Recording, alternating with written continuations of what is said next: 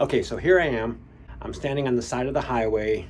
I'm inside San Jose early in the morning, and I put my backpack down and I put my thumb out. This was scary. I had never done this before, and I just stuck my thumb out. What's gonna happen? Into the unknown. Here I am. My goodness, what am I doing? Some cars drove by and I saw people pointing at me and laughing. I didn't know what I was doing. I thought I was doing something wrong, but I had my thumb out, pointed in the right way. And then another car came by and he slowed down. And he stopped along the side of the road, and I ran over to him and he said, "Where am I going?" I said, "I'm going to Los Angeles." He said, "Well, he's not going so far, he's just going a couple miles, but I should jump in the car with him." He looked like a friendly enough guy. I grabbed my backpack and I got in. His name was Kurt.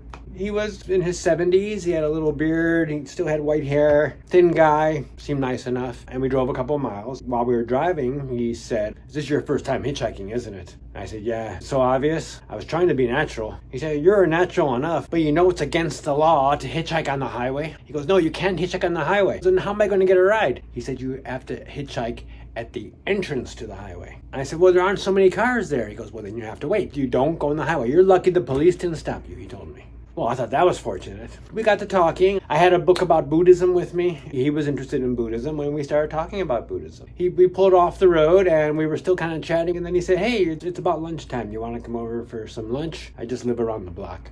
And I said, "Sure, why not?" He drove over to his house, and I thought, "Oh my God, what am I doing?" But this guy seemed nice. We got to his house. Wow, this is not what I was expecting. I thought I was in Japan. It looked like a Japanese house, if you can picture what a Japanese house is. And it had like stone gardens, and it had like a little creek with goldfish or carp in it. And we walked in the house with sliding doors, little Buddhas and incense and little shrines and candles. I thought I got walked into a temple, but it was his house. And he showed me his bedroom, his kitchen, and all. It was nice.